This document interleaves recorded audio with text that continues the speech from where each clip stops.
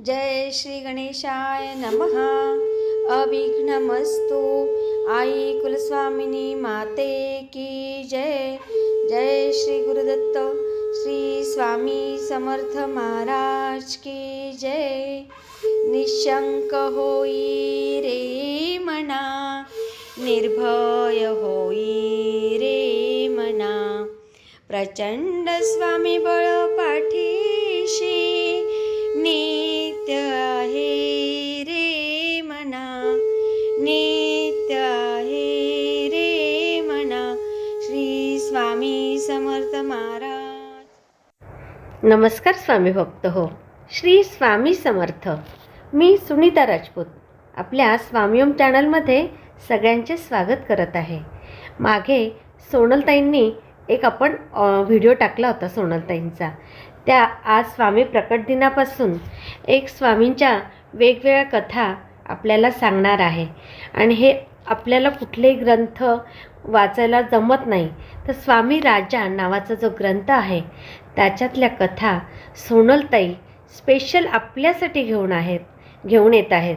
तर कृपया ह्या कथा सगळ्यांनी ऐका आणि स्वामी राजा ग्रंथाचं पारायण केल्यासारखं होईल, याचा लाभ सगळ्यांनी घ्या। श्री स्वामी समर्थ, श्री स्वामी समर्थ। नमस्कार स्वामी भक्त हो, आज आपण पुन्हा आपल्या श्री स्वामी राजा या ग्रंथातील प्रकरण 31 ऐकणार आहोत। श्री स्वामी समर्थ। जय जय स्वामी समर्थ। भूत पिशाच योनी आहे का नाही का हा वादाचा विषय नाही। ज्याला जसा अनुभव व ज्याला जशी प्रचिती तसा तसा तो अनुभव कथन करतो। आद्य शंकर आचार्यांचे आजोबा गुरु गौडपादाचार्य उज्जैन नगरीच्या कक्षेबाहेर असलेल्या वटवृक्षावर पिशाच्च रूपातच वावरत होते। त्यांना त्यांचे शिष्य गोविंद यतींच्यामुळे या योनीतून मुक्ती मिळाली असे म्हणतात।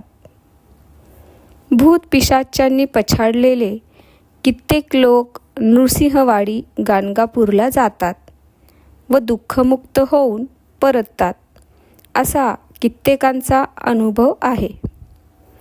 क्षेत्र रामेश्वरची ही हकीकत आहे।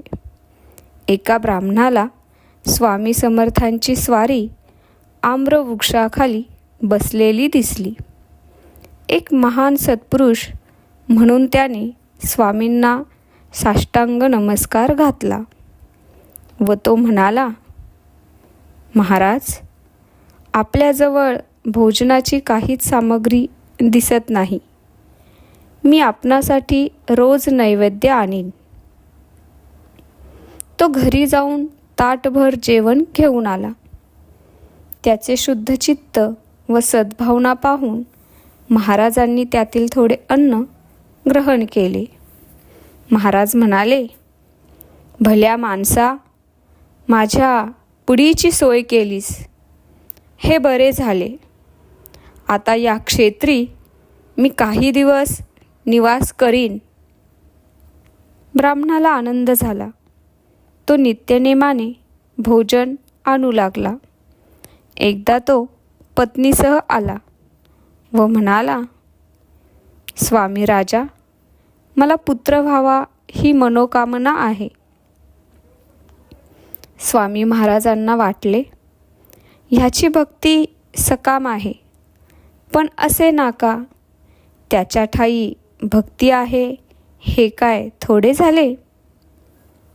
महाराज फक्त म्हणाले, तुला पुत्र होईल, जाईल तू जा। आणि महाराजांचा आशीर्वाद खरा होण्याची चिन्हे दिसू लागली। ते दाम्पत्य अत्यंत सुखावले होते। आता स्वामी महाराज तेथे नव्हते, तरी भोजनाची थाळी त्या आम्रवृक्षाखाली नित्यनेमाने तो आणून ठेवीत असे। थाळीतले अन्नही संपलेले दिसे। त्याला वाटायचे, तो सिद्धपुरुष चर्मचक्षूंना दिसत नसला तरी आपली भावभक्ती पाहून अदृश्य रूपात येऊन अन्नभक्षण करीत असेल. पुढे त्या ब्राह्मणाला मुलगा झाला. तो दिन प्रतिदिन वाढू लागला. घरात सगळा आनंदी आनंद होता, समाधान होते. पण त्या ब्राह्मणाला एक गोष्ट नेहमी खटकायची. त्याचा मुलगा रामेश्वर मंदिरात कधीही येत नसे. त्या बाजूला तो फिरकतही नसे. 12 ज्योतिर्लिंगांपैकी एक पवित्र स्थान. साऱ्या भारतवर्षातील लोक येथे श्रद्धेने येतात. पण आपला मुलगा मात्र तिकडे फिरकतसुद्धा नाही. बळजबरीने नेला तर ओक्साबोक्शी रडतो, थैमान घालतो. त्यामुळे त्याला दर्शनाला नेणे अशक्य होते. असे का? बाळ 7 वर्षांचा झाला होता. नित्याप्रमाणे तो ब्राह्मण रामेश्वर दर्शनाला गेला होता. पहाटेची वेळ होती.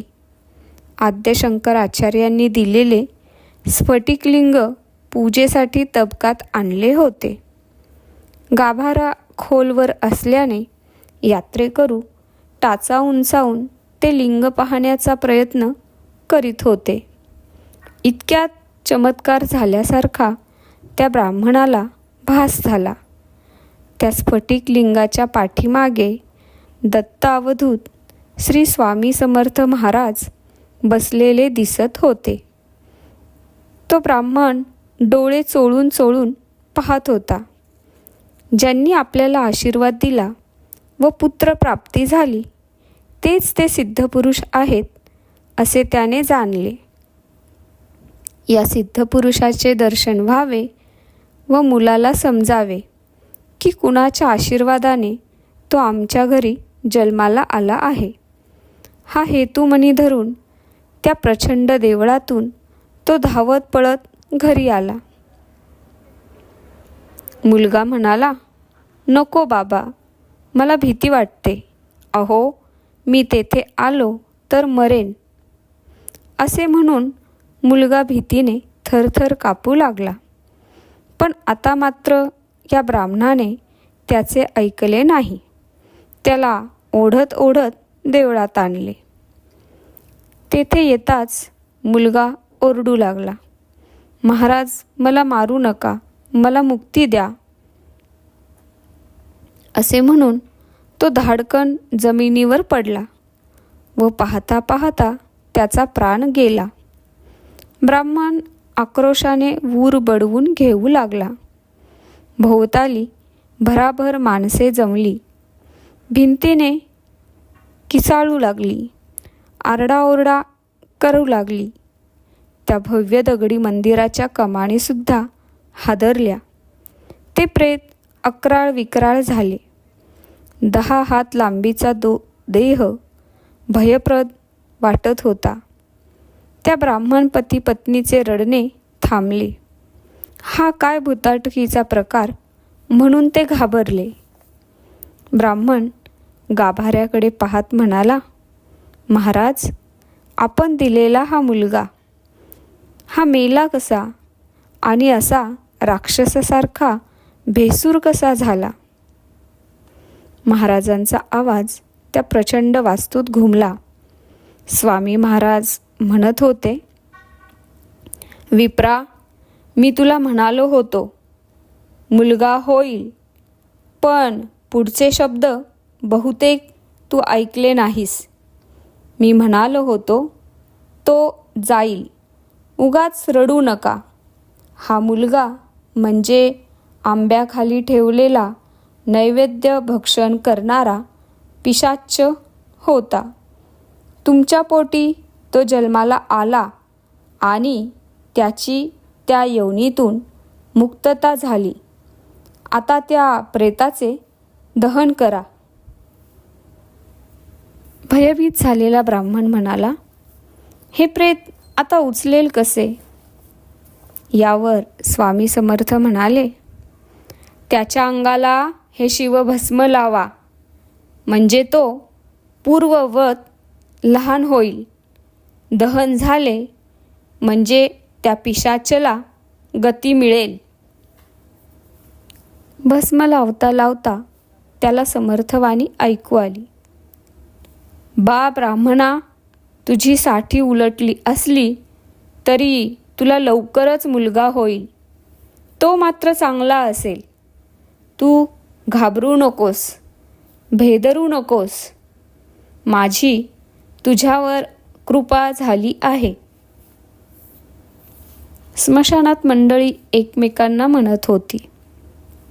द्वापारयुगात सोज्वळ साधी वाटणारी पुतना अशीच अक्राळ विक्राळ झाली होती असे ऐकतो ते खोटे नसावे. त्या सांगोवांगीच्या गोष्टी मुळीच नसाव्यात. हा अद्भुत प्रकार आज आपण स्वतःच्या डोळ्यांनी पाहिला आहे. एका वेळी अनेक देहात वावरण्याचे सामर्थ्य स्वामी समर्थांच्या ठायी आहे. त्यांचे इतरत्रही कार्य चालले असले तरी त्यांचे अस्तित्व अक्कलकोटला असायचेच. याच सुमारास नित्याप्रमाणे बाळप्पाचे मारुती मंदिरात अनुष्ठान चालू असताना रात्री ते मंदिरातच झोपत. एके रात्री त्यांच्या उरावर कोणी बसले आहे असा त्यांना भास झाला.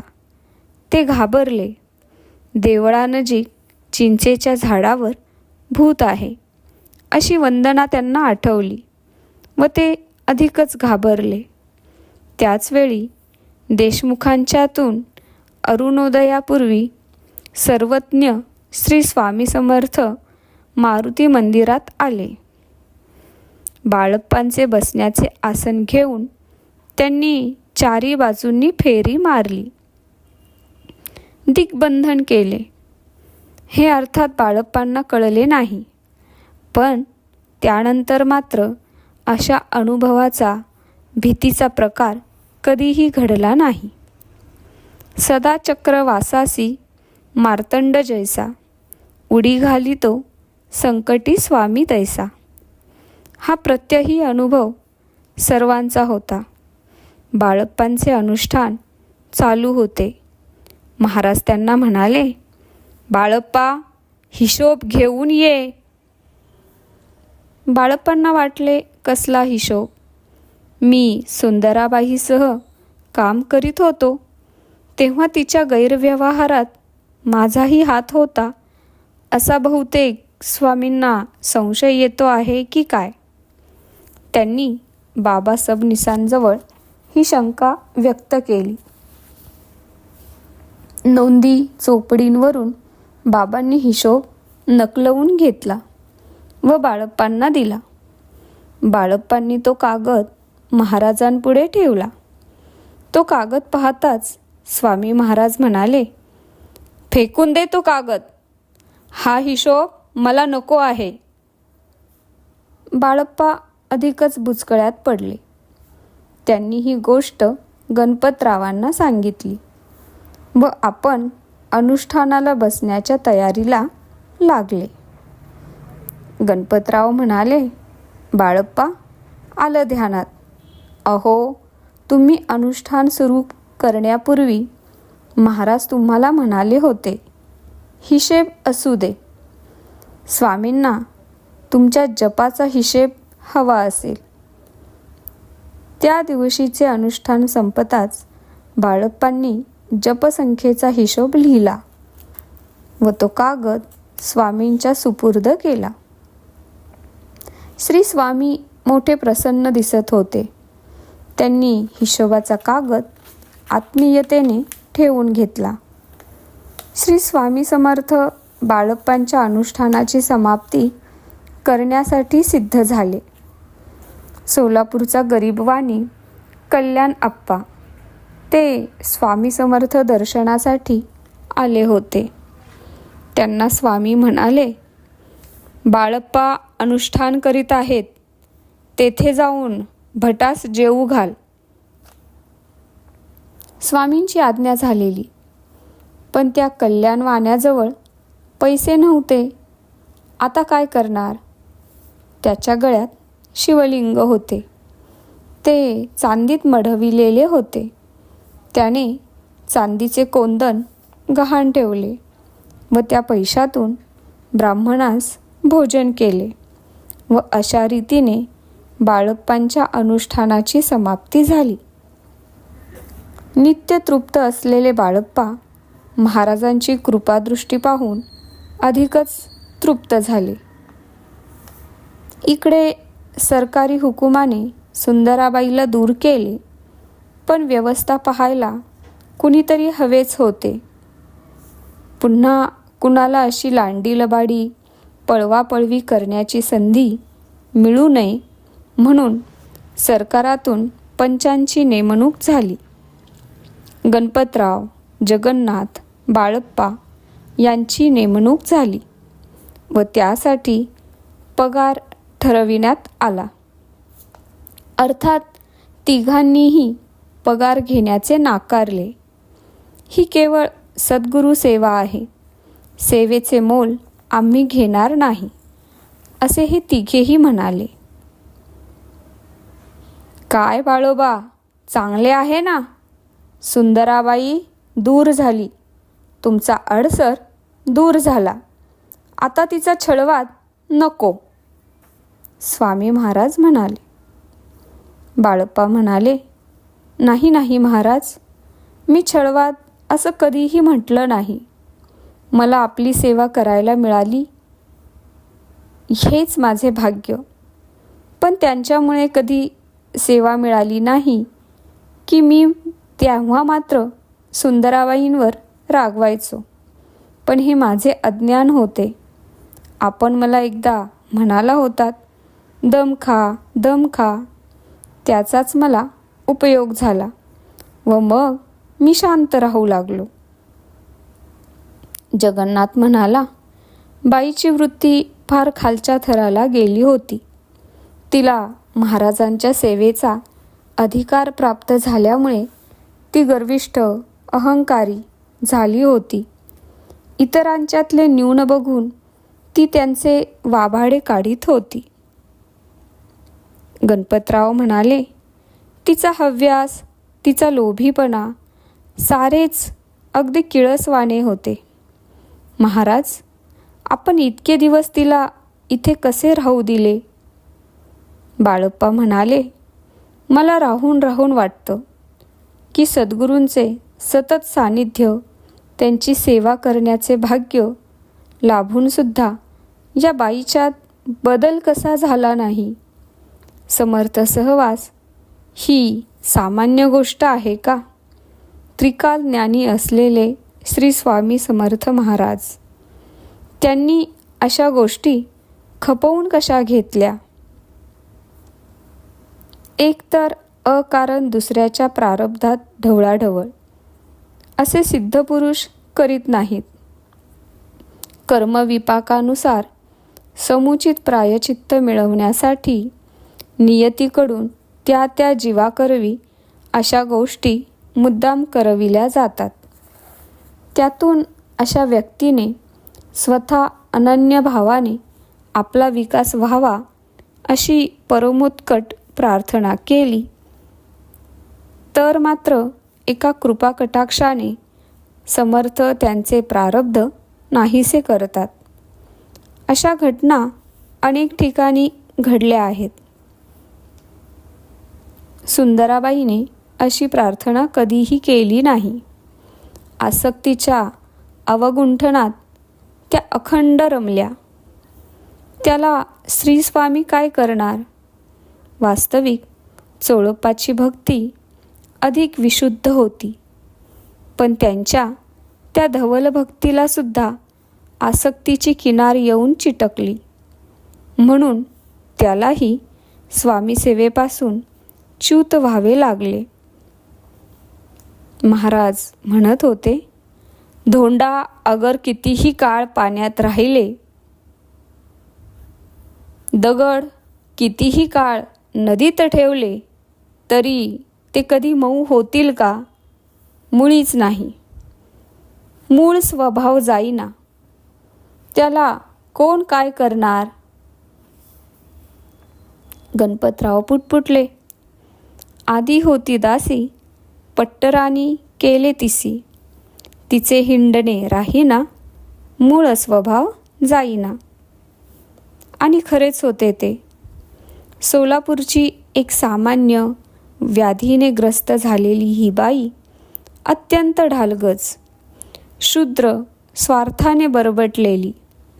पण पूर्वपुण्य म्हणा, प्रारब्ध म्हणा, तिला स्वामी समर्थ छायेखाली वावरायला मिळाले. एवढेच नव्हे तर तिच्या हाती व्यवस्थेची सत्ताही आली. पण तिचा मूळ स्वभाव गेला नाही. त्याचे प्रायचित्त तिला भोगावेच लागले. स्वामी महाराज म्हणत होते, हा बाळप्पा त्या बाईच्या कचाट्याखाली होता. तिचा द्वेष, मत्सर पराकोटीचा होता. ती अनन्वित मार्गाने या श्रद्धावंत भक्ताला छळायची. पण हा बहादर अजिबात डगमगला नाही. बाळप्पा म्हणाले, म्हणूनच मला आपल्या सेवेचा, पौर्णिमेचा लाभ झाला. हे माझे अहोभाग्य स्वामी महाराज. बाळप्पाची साधना प्रगाढ झाली होती. त्यातून सिद्धीची ज्योत्स्ना बरसणार हे श्री स्वामींनी आधीच जाणले व एके दिवशी आपल्या गळ्यातील माळा काढून त्याच्या गळ्यात घातली व म्हणाले, बाळप्पा, तुझा कसोटीचा काळ संपला. चोळप्पा श्रद्धावंत, एकनिष्ठ असून सुंदराबाईला सहमत झाला व तिच्या मार्गाने जाऊ लागला. पण तुझे तसे झाले नाही. हे कौतुक ऐकून बाळप्पांच्या डोळ्यातून आनंदाश्रू वाहू लागले. पुढे काही दिवसांनी समर्थांनी त्यांना छाटी, दंड, रुद्राक्षमाळा, स्वतःच्या हातातील श्री समर्थ या अक्षरांनी मुद्रित असलेली मुद्रिका क्रमाक्रमाने दिली.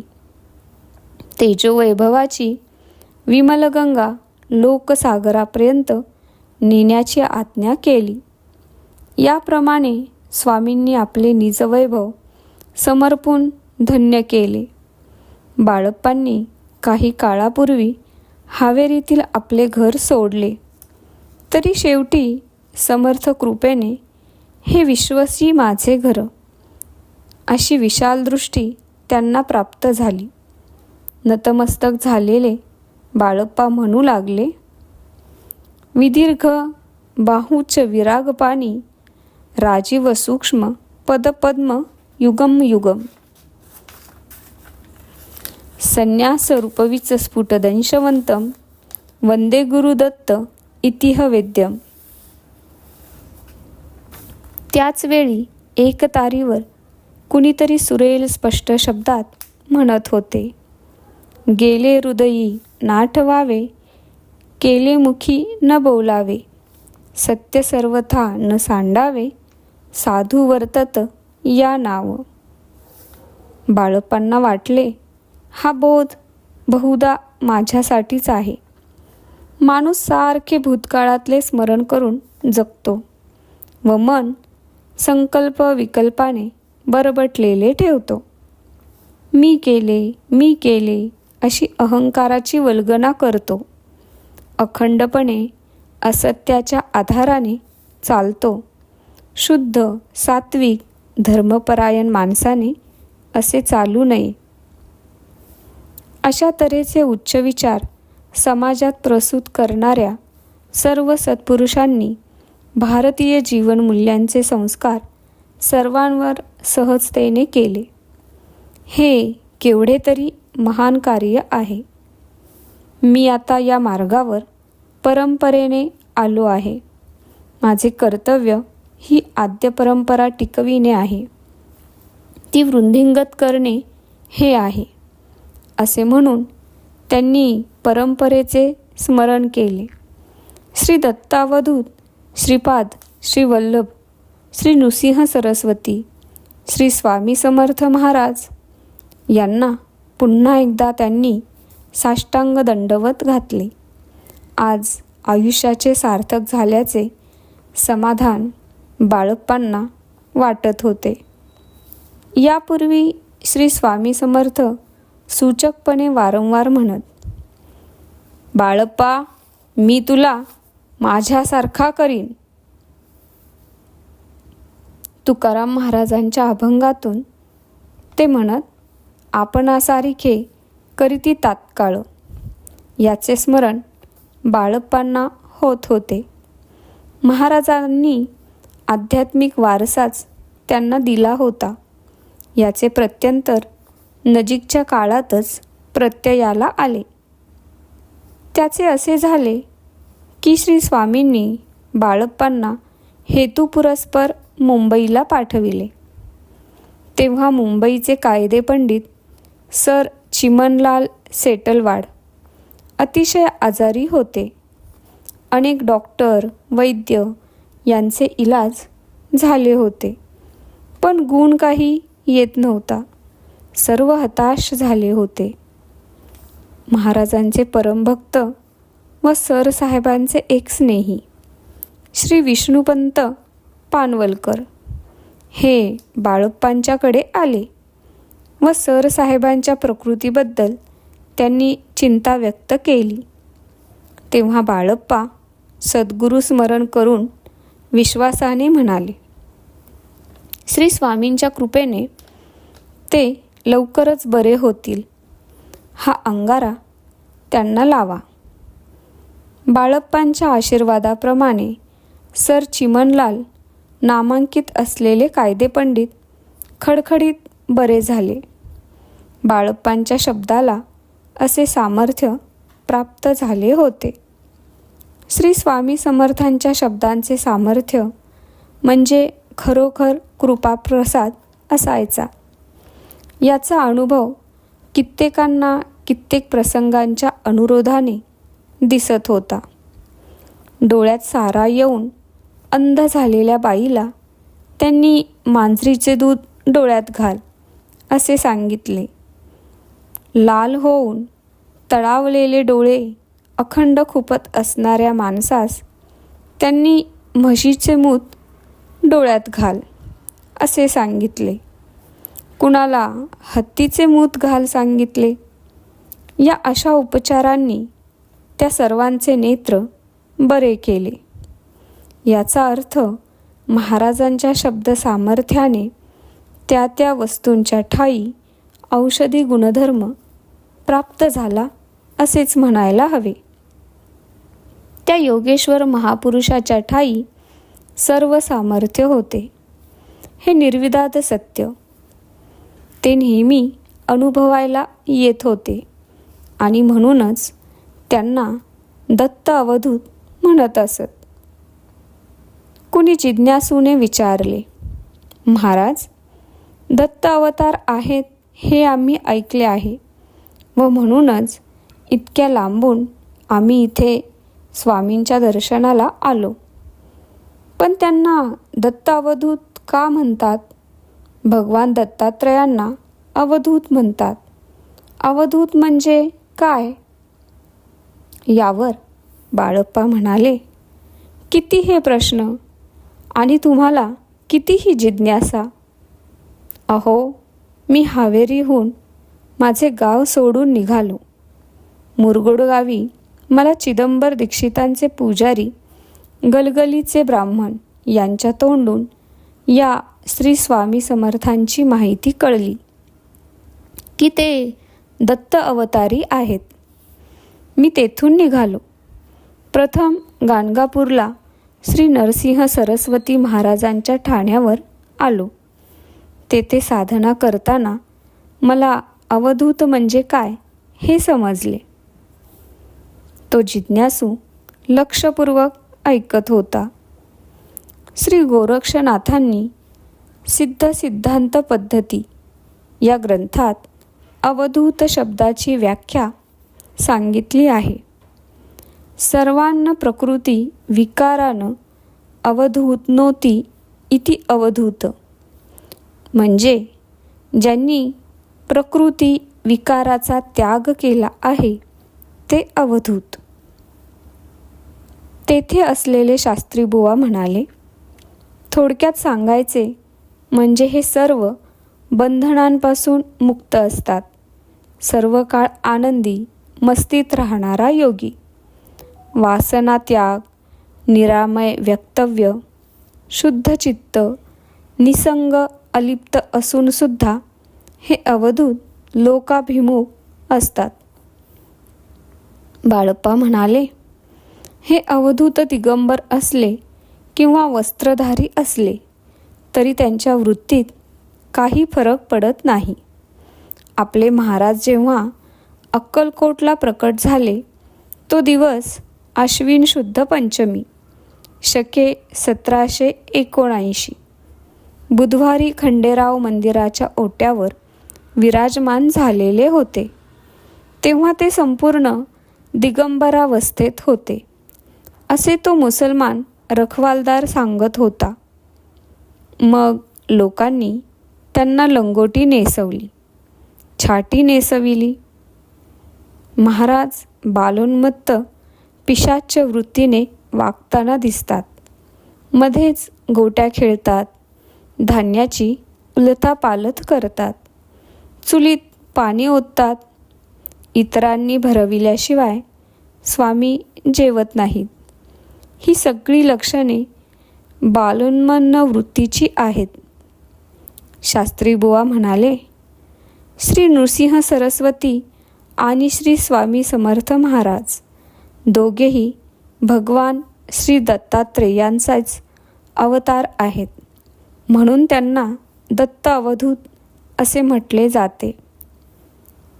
त्या जिज्ञासूची जिज्ञासा पूर्ण झाली व तो पूजा साहित्यासह श्री स्वामी समर्थ महाराजांच्या दर्शनाला गेला. स्वामी भक्त हो, अशा प्रकारे ही कथा इथे समाप्त झाली आहे. श्री स्वामी समर्थ. जय जय स्वामी समर्थ. धन्यवाद.